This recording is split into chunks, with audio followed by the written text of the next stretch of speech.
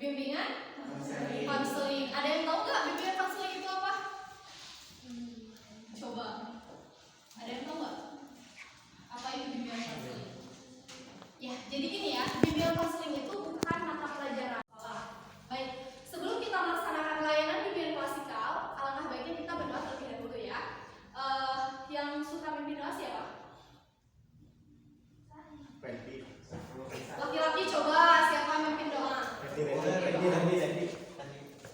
Pimpin doa. Doanya doa yang semua belajar ya, bareng-bareng semuanya. Sok dipimpin. Ya, sebelum belajar marilah kita berdoa di dalam hati mulai.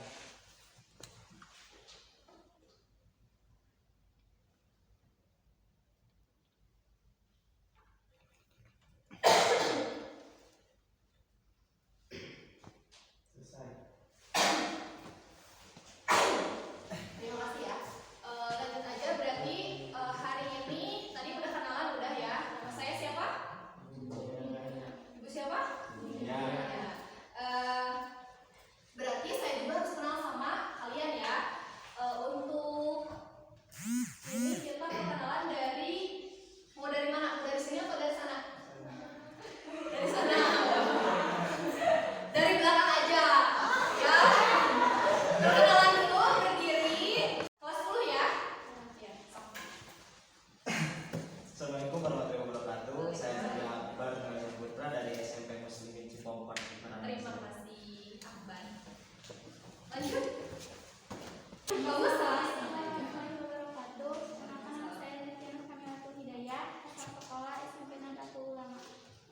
Terima kasih. Lanjut ke sini.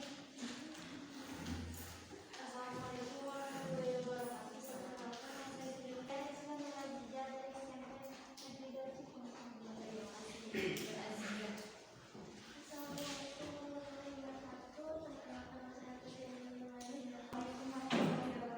Perkenalkan nama saya Siti Mumala dari SMP Negeri 2 Cipularang. Terima kasih.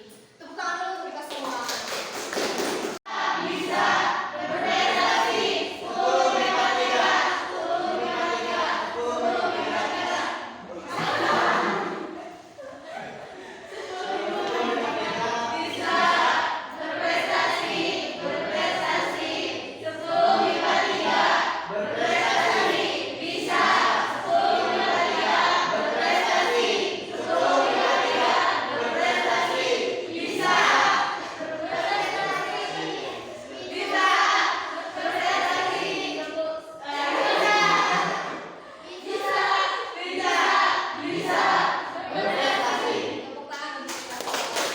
Terima kasih ya.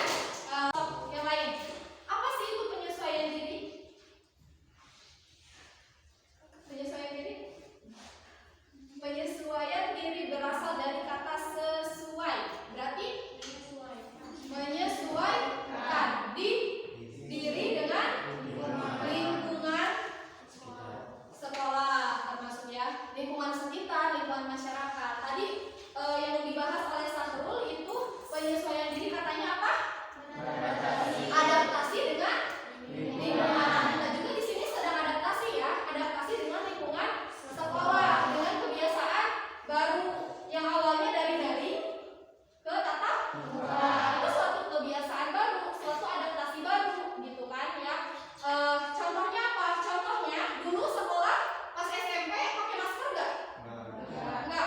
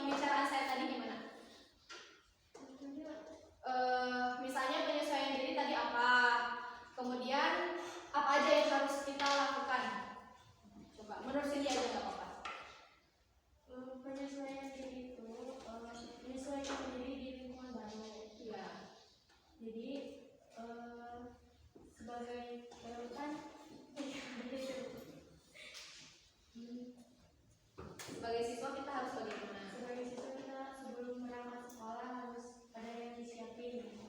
Contohnya mental, terus baju, Yang lain? Coba yang lainnya. Berarti harus dipanggil ya. Randy. Mana Randy? Coba Randy gimana? Penyesuaian diri itu apa? Tadi kan udah diulang-ulang. Coba Randy, penyesuaian diri itu apa? Yang Randy tangkap dari obrolan kita tadi, dari diskusi Sahrul, dari diskusi Cindy, coba apa yang ditangkap oleh Randy? Penyesuaian diri itu apa?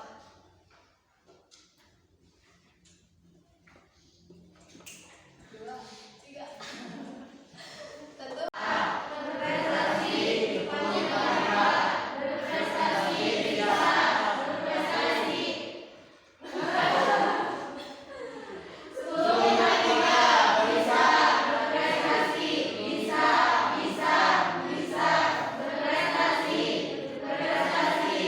Tepuk tangan dulu untuk kita semuanya. Kemudian dilanjut ya, ciri-ciri penyesuaian diri itu kita mampu dalam belajar. Coba kita evaluasi yang kemarin dari nih, gimana belajarnya? Sulit. Susah ngatur waktu. Coba yang lain. Sulit dipahami. Sulit dipahami. Kenapa sulit dipahami? Soalnya Bu, nggak ada penjelasan yang lebih jelas gitu. Berarti nanti mah insya Allah kan kalau misalnya udah tatap muka ada penjelasan yang lebih jelas, berarti harus lebih baik ya belajarnya. Ada lagi yang lain? Kemarin pas belajar pas daring. Coba. kalau di rumah lebih kalau dikasih tugas lebih dinanti-nanti. Oh, dinanti-nanti. Kerja. Iya. Jadi lebih santai. Jadi lebih santai kalau di rumah. Berarti kalau di sekolah? Kan kalau di sekolah langsung. Iya, di sekolah langsung. Tadi susah ngatur waktu. Coba ibu mau tanya, yang susah ngatur waktu, kenapa? Jadi kan kalau nyetel gitu, dulunya HP. Jadi malah main gitu. Malah melihat yang lain, gitu.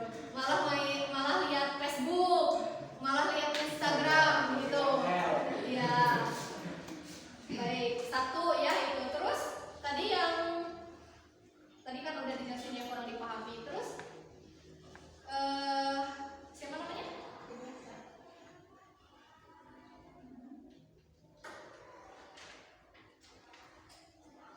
Yunisa, Siti Yunisa ya. Tadi Yunisa apa? Lebih ke dinanti-nanti.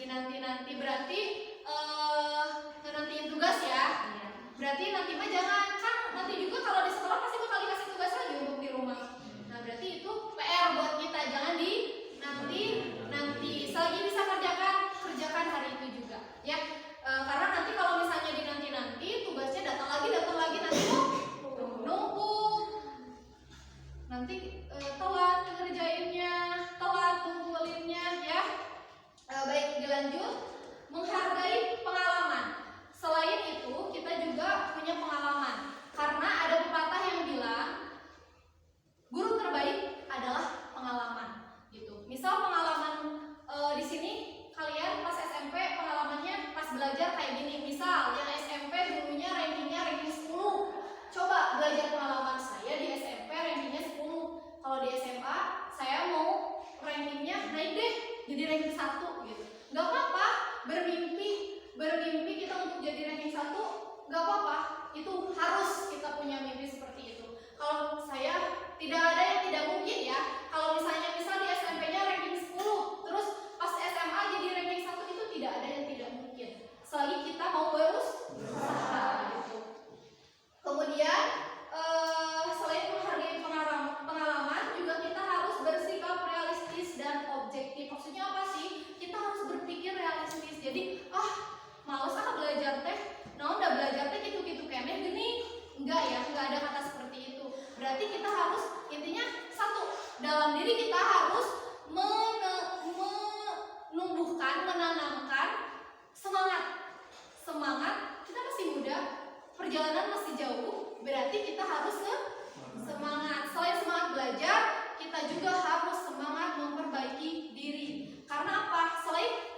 belajar, kita juga harus memiliki akhlak yang baik, menjadi siswa yang terpelajar. Maksudnya siswa yang terpelajar itu apa? Siswa yang terpelajar itu adalah siswa yang menjunjung tinggi nilai-nilai moral dan nilai-nilai kebaikan.